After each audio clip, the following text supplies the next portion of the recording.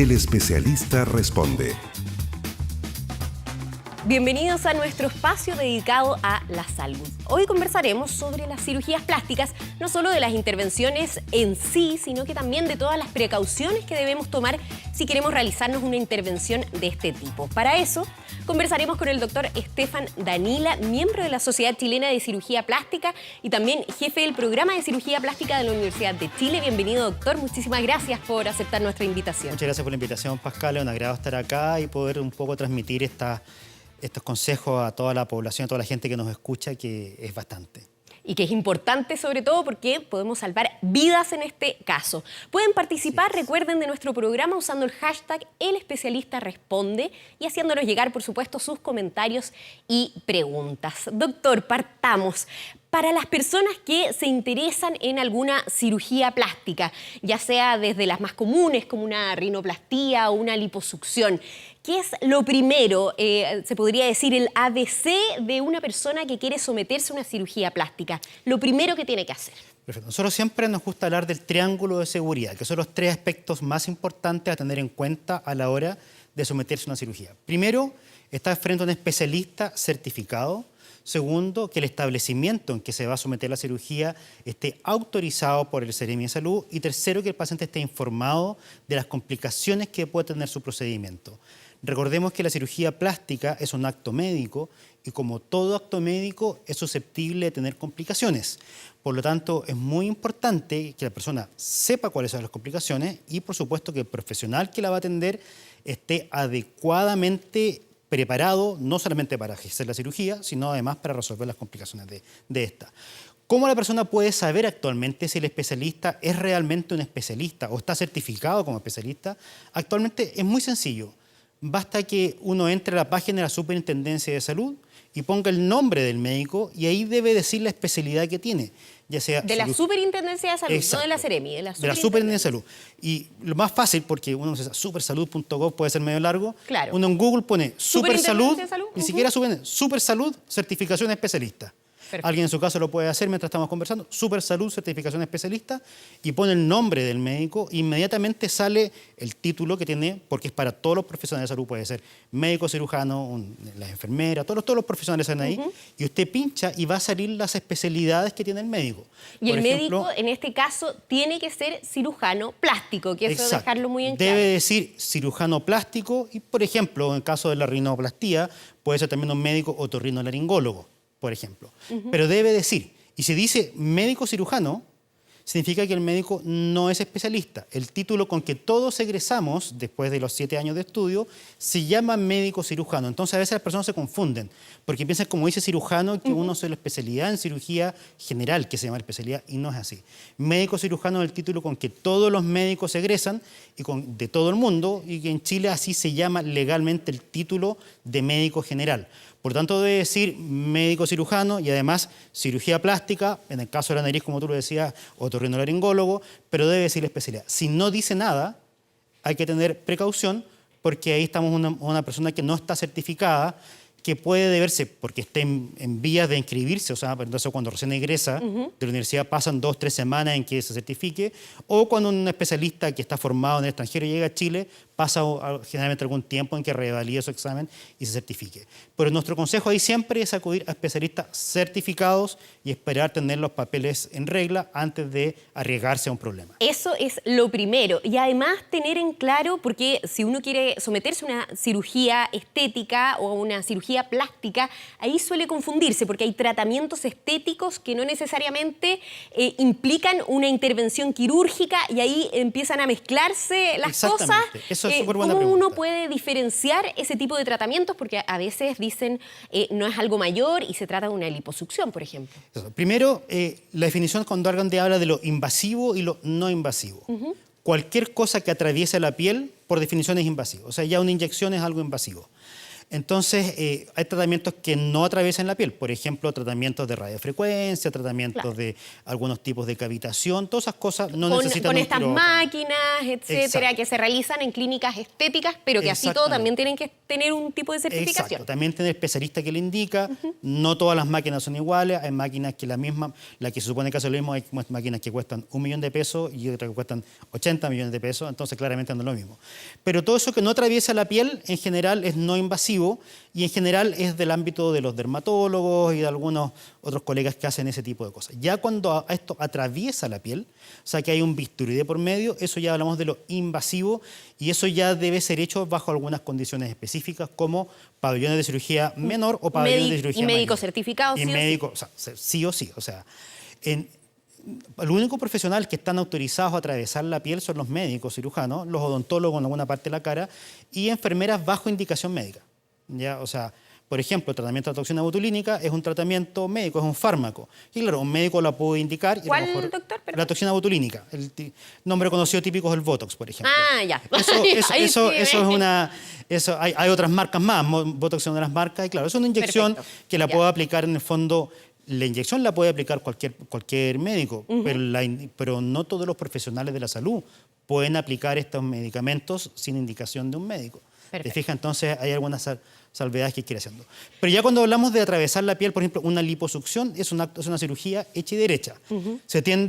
Lamentablemente, se tiende a minimizar los riesgos de la liposucción, hablando de estas mini lipo, estas cosas mini lipo ambulatorias, no invasivo, y eso no es así. Eso, por definición, es Liposucción invasivo. rápida. Todo eso cosas son así. como nombres comerciales para decir que lo que uno hace es meter una varilla metálica que tiene filo en la punta, conectada a un aparato de succión, y hay varios tipos de succiones distintas, en que tú, si no tienes cuidado, puedes matar a la persona. Y de hecho, la liposucción es la cirugía estética que más gente mata al año en todo el mundo, lamentablemente incluyendo nuestro país, como hemos visto muchos casos todos los años. Uno recientemente incluso de una joven madre que se estaba sometiendo a un tratamiento de este tipo en una casa. Eso tiene mucho que decir también, ¿no? ¿En qué fijarnos a la hora de someternos a una intervención quirúrgica en el ámbito del lugar en donde lo hacemos? Todos tienen que tener, por ejemplo, algo para reanimar, un equipo de reanimación, por ejemplo. Exactamente. Primero, acá vamos, si hubiésemos aplicado este triángulo de seguridad, acá en la primera parte ya, stop. O sea, al revisar a Revisa el nombre de esta esta persona, especialista, entre comillas, que hoy entiendo está que, procesada. que no era ni siquiera médico. No, cirujano, nada. era nada. Entonces ahí ya primer stop. Entonces esta persona, y eso lo puede hacer la persona antes de ir a la consulta. O sea, tú, me quiero operar, van a haber millones de ofertas en Instagram y en Facebook y en Google. Bueno, esta persona que me está ofreciendo, que dice ser el médico, ¿qué especialidad tiene? Si no aparece como especialista, bueno, vaya a otro. Inmediatamente vaya a otro especialista y ahí van a aparecer. Nosotros, la Sociedad Chilena de Cirugía Plástica agrupa a todos los médicos especialistas, pero también hay médicos que pueden optar por no pertenecer Por no a la Sociedad de asociarse a Cirugía, la por no sociedad. asociarse. Pero la superintendencia salen todos, estén o no estén. Y si ahí no dice, es porque no está certificado esa persona. Doctor, y usted decía algo, pero no terminamos el punto de la Del reanimación centro, sí. de las unidades.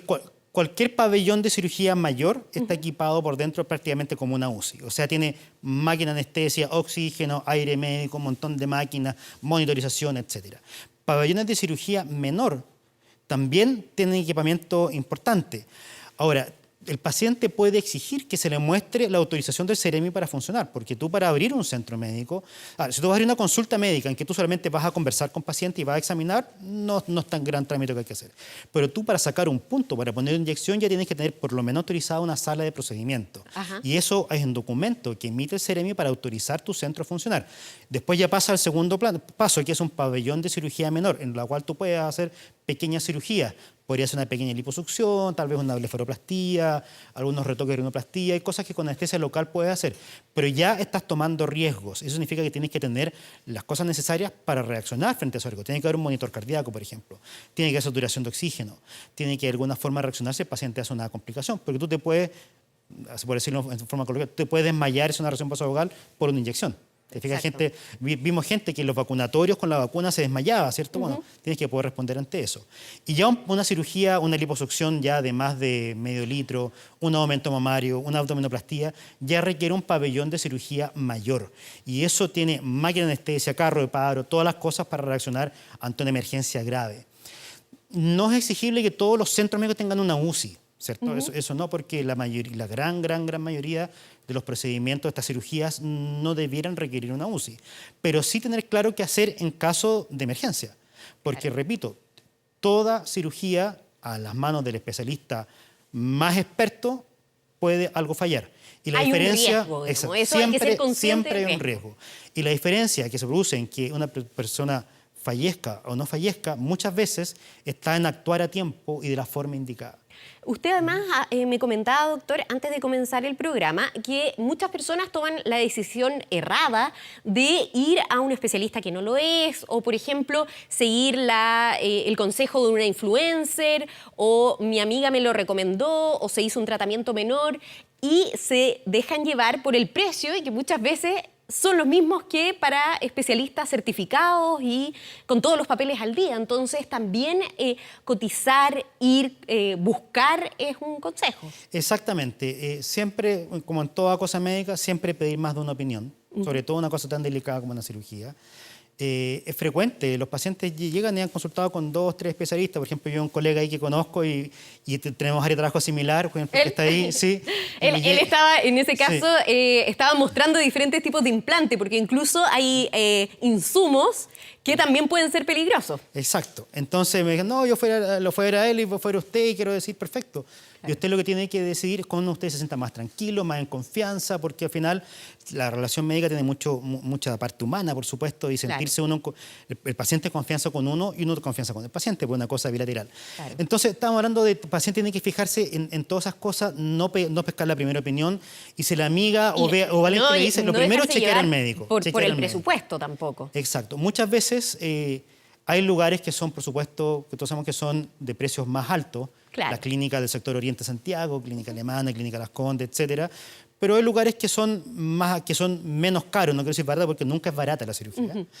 Hospital Clínico Universidad de Chile, Clínica Dávila, Hospital del Profesor, etcétera. Hay otros lugares que algunos costos son más baratos, pero hablemos que una cirugía estética, ya que requiere un pabellón, nunca va a ser algo barato. Te voy a poner un ejemplo con precios, porque es difícil hablar de precios, pero este precio sí te lo voy a mencionar. Nosotros trabajamos con el Ministerio de Salud hace algunos años, pre-pandemia, en el programa de ley de Guatita el Delantal. ¿Te acuerdas de cuando estaba? Perfecto, sí. Y nosotros trabajamos a hacer una canasta con FONASA para cubrir esta cirugía, para darse solución. Tiene código, pero lo que no tenía era un paquete hecho. Entonces trabajamos a hacer un paquete que funcionara a nivel de hospitales para que los pacientes con abdomen delantal se pudieran hacer la abdominoplastía. El precio que costaba en un hospital público hacer esto, que era el costo, no lo que pagaba el paciente, eran de 2.600.000, 2,5 millones por ahí.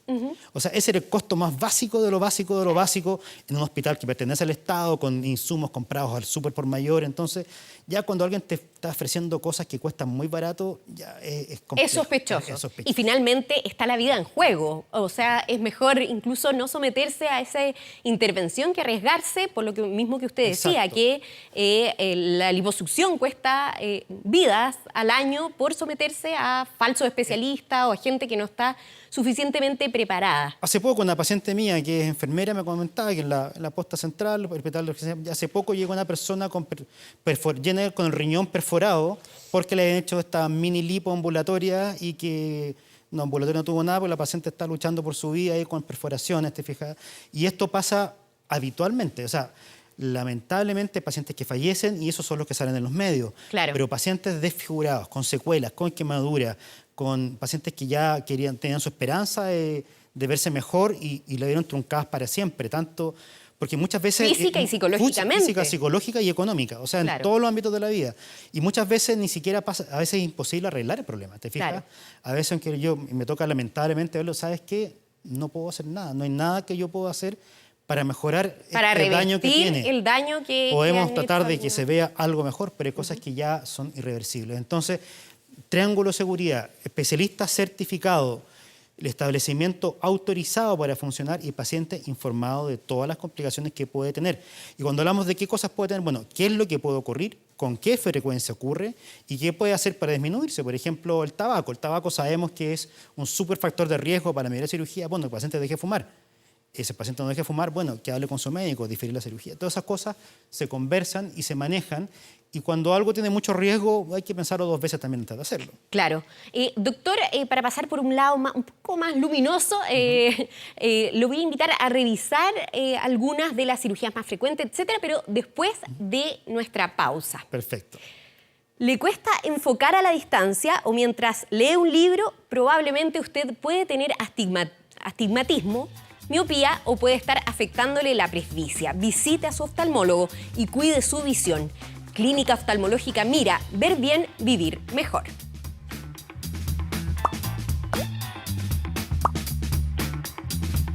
El especialista responde.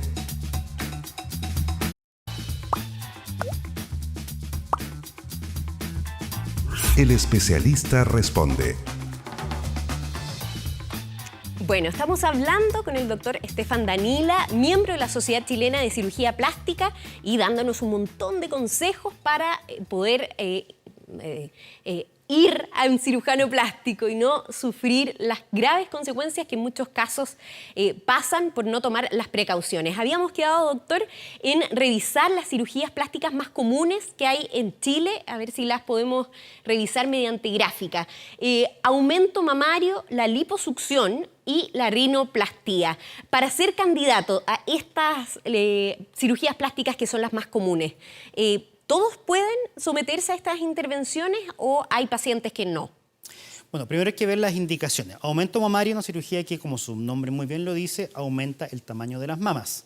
Y ahí tenemos una gran diversidad de implantes, de formas y de resultados que el paciente espera obtener.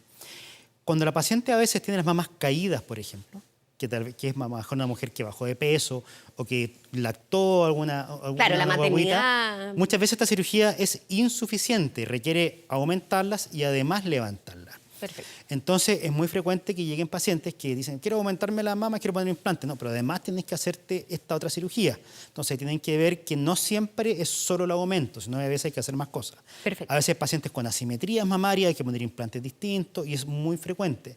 Y también hay una malformación que se llama mama tuberosa, que son mamas que tienen como una forma como una pequeña trompa, por decirlo así, con un pezón muy grande, areola muy grande, ¿Ya? que incluso pueden tener a veces cobertura por las ISAPRES, porque se trata de malformación, y que es súper frecuente, más o menos un 5 o 10% de los pacientes lo tiene. O sea, Entonces, de pronto incluso hay pacientes que podrían tener esta cobertura exacto, y que no lo y que no saben, lo saben. y que Exacto. puede que estén acomplejados con esta situación y que no se han informado. Exactamente. Y en el caso de la liposucción, usted me decía algo muy importante de no Sí. confundir, sobre todo para los pacientes obesos, ¿no? Exacto. La liposucción es un tratamiento que lo que hace es sacar grasa localizada de algunas partes. Típico en las mujeres, en los rollitos de acá al lado, entre medio de los muslos, a veces el rollito de acá a la axila, que todas las mujeres lo odian, ¿cierto? Sí, uno se acomoda el vestido.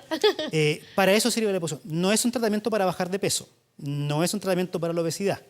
El paciente que está con sobrepeso o obesidad debe bajar de peso para después someterle a la liposucción. Porque sacar mucha cantidad de grasa es poco seguro, es riesgoso y habitualmente el resultado que va a dar no va a ser bueno. O sea, ¿pueden tener un sobrepeso, pero de unos kilos? O... Nosotros, por ejemplo, la forma más fácil de clasificarlos con el índice de masa corporal, algunos nutriólogos, nutricionistas van a decir, no, es que no es perfecto. No, no es perfecto, pero es el más sencillo. En general, mientras más alto el índice de masa corporal, más riesgo de complicaciones graves hay. Cuando llega a 30, que ya es el rango de obesidad según la clasificación de la OMS, los riesgos se empiezan a disparar cada vez más elevados. Así también la cantidad de grasa que tú saques está directamente relacionada a los riesgos de complicaciones graves. Embolía pulmonar, arritmias, anemia severa, etc. Pasado los 3 litros esto empieza a aumentar y ya pasado los 4 litros se va al cielo. Por lo tanto, una persona que imaginemos tiene 5 kilos de sobrepeso y se espera que sacándole 5 litros de grasa se va a ver normal. No, primero porque la grasa pesa menos, comparativamente que el agua, por lo tanto la grasa flota, y no va a lograr resultado deseado y además va a ser de mucho riesgo. Entonces hay que tener cuidado. En general, lo ideal es que tengan sobrepeso leve si es que, y no más que eso. Pero no es un más tratamiento grasa para bajar de peso. depositada, localizada, esa es Exacto, la más palabra. que Grasa localizada más que un sobrepeso generalizado. Exactamente. Y la rinoplastia es una cirugía compleja, ¿no? Exactamente. La intervención en sí. Es una cirugía que es de las cirugías más difíciles de ejecutar de toda la cirugía plástica. Aquí es un campo que nosotros compartimos con los colegas que son otorrinolaringólogos, que ellos también hacen rinoplastia y ambos hacemos tanto la parte estética como funcional. Para llegar a decir estar cómodo en la rinoplastia, después que uno termina la residencia o la especialidad, en general es un periodo de 7 a 10 años a que uno ya tiene la experticia necesaria. Y muchas veces para declararse experto en rinoplastia son mucho más, porque es una cirugía de joyería. O sea, en el pequeños caso de la cambios. rinoplastia hay que poner atención también a la experiencia Exacto, del y ver, especialista. conocer ojalá otros resultados, conversar con la parte funcional, cuál es el resultado esperado de la rinoplastia. Y por ejemplo, una rinoplastia secundaria, si un paciente que tuvo una rinoplastia por algún motivo no quedó satisfecho estética o funcionalmente, Claro, porque por el la rino tiene la parte desviado, estética y el además tema la parte de- funcional, en general con un médico, ya sea otorrino o cirujano plástico, que tenga bastante experiencia, porque son cirugías que son muy complejas. Para que tú tengas una idea, la tasa de reoperaciones de una rinoplastia en un médico experto es 10%. O sea, cuando va al congreso, el experto mundial que está parado dando la charla de rinoplastia, él a 1 de cada 10 pacientes lo tiene que volver a operar. O sea, en ese fijas? caso, el paciente en cuestión también no puede romantizar de alguna manera la cirugía. Exacto. Es decir, no va a ser 100% necesariamente, puede tener riesgos, puede Claro. tener posibilidad de tener que volver a pasar por ¿Cuál es el ahí. resultado esperable? Porque a veces, por los famosos filtros, a veces los pacientes quieren la nariz que le hace el filtro. Claro. Y esa nariz no existe, y es imposible hacer la nariz que le muestre el filtro. Y probablemente ¿Te la fijas? nariz que le muestre Sí. el filtro no la va a dejar respirar en la Exacto. noche y va a tener Entonces, apnea. uno puede decir, mira, este resultado, porque uno bastante puede simular resultados con Claro. un programa. Con este resultado lo podemos hacer con un, no sé, 90% de certeza. Pero esto, si el paciente ya quiere más respingar la punta, más, a lo mejor un 60% de probabilidad, o a lo mejor, y ser sincero, sabes que esto no se puede obtener. Porque no solamente son los huesos, no solamente el cartílago, también es la piel y también es la función. No sacamos nada con nariz que se vea perfecta y que el paciente no puede respirar. Claro. ¿Te fijas? Doctor, lo invito también a ver ranking, se podría decir, que la Sociedad Chilena de Cirugía Plástica presentó frente a las cirugías más comunes en tercera edad, que son distintas a las que vimos anteriormente. Exactamente. La me cuesta esta. Blefaroplastia, que suele ser los párpados, ¿no? Exacto. Cirugía de los párpados, cirugía de la mirada también le dicen. Se ha ido moviendo cada vez más joven la edad. Ya. Con el Zoom, con estas cosas de vernos todo el día en la pantalla, la gente empezó a notar cosas que no notaba.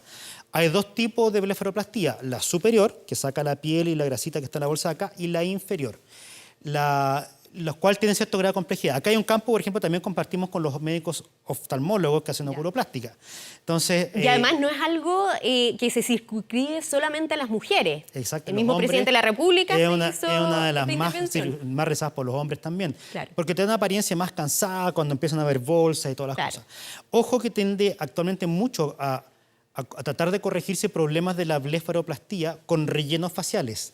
De Claro. poner ácido hialurónico en las Exacto. ojeras, que hasta un punto sirve para camuflar, pero después de un punto no, y después de un punto empieza a ser riesgoso. ¿Sabías tú que hay ceguera descrita por ácido hialurónico en los párpados? Ay, no. Todo tiene riesgo. Sabes que la Todo verdad le tiene tengo riesgo. bastante temor a todo lo que Sí. sea, Entonces- a todo lo que se puede aplicar en el Entonces, rostro. por ejemplo, mirada, típico el paciente parte con Botox para las arrugas. Claro, o los Después, rellenos. algunos rellenos que Ahora pueden ir están diciendo, camuflando. ¿no?, que hay vitamina C, inyecciones, etcétera. Eso tanta efectividad no está tan claro, pero Ya. lo ácido hialurónico te puede ayudar a camuflar algunas cosas incipientes, pero ya después de un momento la cirugía es lo único que te puede ayudar, y ahí el campo, como te decía, o cirujano plástico o oftalmólogos son los y hay también algunos otorrinos que están haciendo una especialidad que se llama cirugía plástica facial, pero eso está recién partiendo en Chile. También podéis ser profesionales calificados para hacer esto. Pero si volvamos a un punto del mensaje que hemos tenido, se dice médico cirujano y nada más, mejor vaya un especialista certificado. Claro. El lifting facial, que también para los pacientes de tercera edad es bastante A partir cotizado, ¿no? desde los 40 y harto ya empieza a hacerse. El lifting facial es una cirugía que también ha cambiado mucho en los últimos 30 años, porque es una cirugía que antes veíamos que la gente quedaba así con esa cara de velocidad. Sí. Como que, y todo, yo no quiero Claro, ni- que era como el comentario Sí. típico como de estirado. Sí, como Se que estiró. tú la veías y uno le pasaba como usuario que no quiere operarse y uno como cirujano plástico, ¿sabes qué? Yo no quiero tener esos resultados porque no me gustan. Uno llevaba Pero el ejemplo pero ha de cómo cambiado no mucho, quería sí. quedar. Ha cambiado mucho esa cirugía y ahora se habla de levantar y rellenar, generalmente con grasa del propio paciente. Perfecto. Y pueden resultados verse muy armónicos, muy naturales. Además se pueden combinar con otras terapias como toxina botulínica, relleno, un montón de cosas, para dar resultados actualmente muy naturales y que pueden verse muy bonitos. ¿Para qué sirve el lifting? No sirve para las arrugas, como a veces la gente cree. Sirve para cuando se cae la cara. Cuando se nos Perfecto. cae la cara, con los años se Sí. empieza a ver como un moflete acá. Claro. Yo me voy a viajar acá. Yo creo mira, que toda la gente se es más está viejo, tocando la es más cara joven. en La en cara la se casa. cae en ese sentido y para esta cosa de acá sirve y sirve bastante. Perfecto. Y lo que hace es abrir la piel, estirar los músculos ¿Ya? y después sacar la piel que sobra, pero pasa por estirar los músculos. La gran dificultad de esta técnica, aparte de los resultados naturales, es que pasen por esos músculos pasa el nervio facial, en que si uno lo lesiona, el paciente queda con una parálisis O sea, facial. es una muy cirugía delicada que la Hay intervención. que saber hacerla. Perfecto. Hay que saber hacerla en una cirugía difícil. Y lo que había planteado antes, ¿no? La mastopexia tiene que ver con levantar. Exacto. La mastopexia tiene que ver pexia es levantar. Eso en lenguaje médico, pexia significa levantar, masto, levantar la mama. La mastopexia puede hacerse con implantes o sin implantes. En general va a ofrecer resultados distintos. Uno, hablando ya del tema de operar la mama, uno actualmente puede levantar la mama y agrandarla, pero también puede levantar la mama y achicarla. Y en eso también usar o no usar implantes. Claro. Actualmente hay pacientes que dicen, doctor, tengo las mamas caídas porque di papa 3 guaguas, además subí, bajé de peso y todo el cuento, y no me gustan, pero las quiero tener chiquititas, pero quiero tenerlas redonditas. Hay muchas veces optamos una mastopexia con implantes, a veces implantes muy pequeños, 150, 120 cc, pero que tienen un pequeño rellenito. Ahora sí, la mastopexia siempre implica cicatrices. Mientras más caída está la mama, más incisiones tengo que hacerlo, porque más tengo que levantarla. Y aquí no existe magia. Los implantes no levantan las mamas. Los implantes rellenan las mamas, pero la mama va a seguir estando como está. Si la persona quiere que el pezón esté más arriba, el complejo de la pezón, y que miren así como un poquito hacia arriba, que es como la forma ideal de la mama, va a requerir hacer más cicatrices que solo un aumento. Claro. Doctor, se nos quedan un montón de temas en el tintero. Ya nos dicen que se nos acabó el tiempo. Lamentablemente no vamos a poder revisar preguntas, pero vamos a quedar con un compromiso de que nos vuelva a visitar. ¿Lo acepta? Aquí le está Sí, comprometido lo frente a todos para que podamos seguir viendo, porque es un mundo muy amplio y del cual además hay que tomar muchísimas precauciones y poner atención a el especialista. Les agradecemos su sintonía y también los invitamos a visitar 24horas.cl, que ha preparado un especial sobre este tema también. Muchísimas gracias, doctor Estefan Danila, y nos vemos la próxima semana.